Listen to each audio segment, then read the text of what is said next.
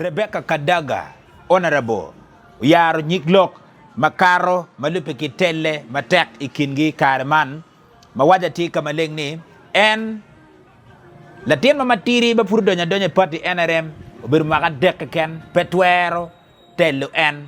Man Logi Komanga, Wanyam Kachir Kwidi, Itamebe Television.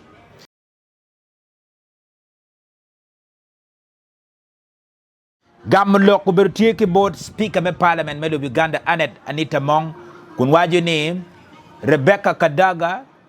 eni twer telu neko dok twer ben dok ilok makelu kony petien lokeni kai beru I party NRP mwaga dek ken chidong ne pe kitam manyen yu idea maramo kile loga man gwenye kilok mapigi tego ikine uyar ben kamaleng ni beru pa eni party NRM pi mwaga dek machaw latien matiri tie ki ner manyen weko ki keru geni kume ki ma matut me doro party NRM machal speaker me lobo Uganda petien ma pawi achel bo winyi lok mukene bero karo ki boot lu diro mukene me dom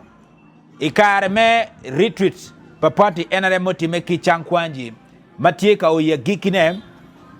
wachako ki lok me invitation magi me boat Minister General Nobat Mao Mary Peka Chilkwegi NRM caucus retreat mo beri chankwanji biak kingur berutieni kar berutie ki Nobat Mao melok Achiro Ario Ader. Yeah, this is original Fire Chef Kalonzi, stomach doctor for real, the son of the general. Mana yela 10 patalet, dog mana yela 10 pati, word papi objection wadiri, and beruka tetolog niano kinino, jui kijui, chaba kichaba, for you beru teacher, umera madit el tell yo, Rael Barib, yo, aku, uchola fast ball la libo, wa aki wa pai libo, wa pa wa libo kwa liwa, ada paroba, ana yo mino tong kilatong, ana ye a wood pie gold pige noro soup yongera ko supu katono pige miet loyo come ento waneni ya gikine peki miu kariwa a single platform ki Nobat Mao melok I'm not even I know it I stopped crying because of my uncle have never been died konodo lok madako karaye uberu lok mogo mele wich mada wanen speaker me parliament mele Uganda wajati kamaleng ni wilu kau bini gang peki miu ire kare me donyo I ot buru nyo bedroom tiepe lo pajo ke ken wilu gaki diekal kau be donyo I bedroom no ko ri pajo nge kona me ot kiwe ni ning ento wanen respond pa Nobat Mao waju kamaleng ni won gang macho the head of the family aye mogo tam meneno ikin anga mo pore me donyi bedroom twer beru welu twer beru la pajo ya dane weng pigi tego nyurni the final decision either me donyi bedroom onyo me donyo kamoge keni room ipajo kuno a keyboard one gang and be beru keyboard lo tina me pajo you can be part of the family me chale family members and for still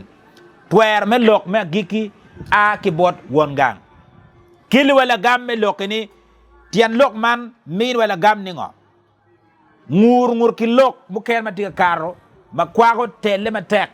meno anga matwer bir kom me speaker me lo Uganda petian ma pawe rio futika kili wa sigino ni dong tie ka doga da man ye lok mukene mau chako karo oda bo dongo to uchanyo Nobat Mao kunwaji ni keto Nobat Mao ikom nyumi ir office me beru minister manen lo kom check ilo Uganda ubir ma chala tugi pako kech mono tiga neko Mao matek weko yi jolo kom me beru minister Mao dok lo kun wajini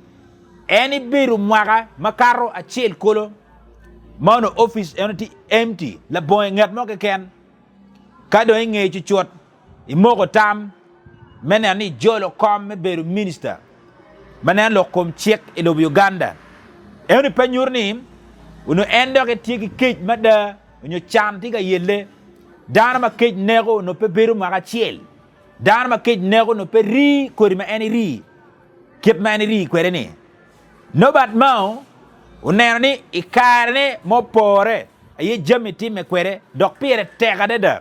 ni ka eni donyo itela nye donyo ikindu dir ma donyo gamente me lobi Uganda le bole telo minister oloto aloga twer bertie eto dano pe lok kitam kene mano peti mabe makilu lok matikilong mane ye lok mukene no bat mau tikin dana chiel komberi chamni ma wang dano dujuti kom en wachaki neni kin dano muken ma pigi tego ma inoni wangi wen ti kom no bat mau malupe ki mirine me chere kom me ber speaker me parliament me lobi Uganda botwe paji gulu kany nenom honorable Tony Kitara magu piem kachel kin no bat mau peo beru mot uchila dot kom en pi nyik lok mukene chabet mokar wanenom Mario waneno lutela mukene ya churi ka ene gubir ka gwenye kilok mo ma pat makwago miri pa no bat mau me chero speakership me pa werio I parliament me lobi Uganda weke komero waneno dano mukene irwa mamalo ikingi speaker bene o kamoma gamu loke bene donc to ma waja ti kama lengni tam kimoko twer ki nga mo miru beri kom a ki bot lo pajo pe beru ki bot wero matiga donyi pajo mano pir ma chelo nyik lok mokati ki retweet mo time ki chankwanji ya kikine wadiga neno ko beri chawani tele ki ngur me lok eni tika o chok ya giki wanyam ka chil kweri tami be television mi tami comment section ping wekwa nge wadung kinina manok wekwa donyi Dwema beach wadigi jima dek mapigi tigo mabutime ma chil swearing onyoni wirus lo meme parliament ma gengu karo me donyi kom me chako tich ikine Dwema beach wadiga neno me chako with lok mo kene ma bir ma chela duki pako ketwa nga ma por me ber speaker me lobi Uganda endorsement obirutie lo meme party NRM when dosing speaker Anita Mong kiachin kile lukore Thomas Taibwa ikine ben waneno lok mo kene ni nguru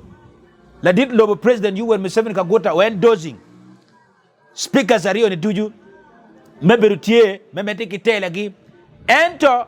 ikine men yer manok doko winyu ngur ngone withdraw cases berutie me kwanyo nyig lok eonio ni petit lok mo mati jino wing kono do kibenero kare men mo pore ki ngomo mirutime anga ma pore me ber speaker me parliament me lobo Uganda petian ma pa werio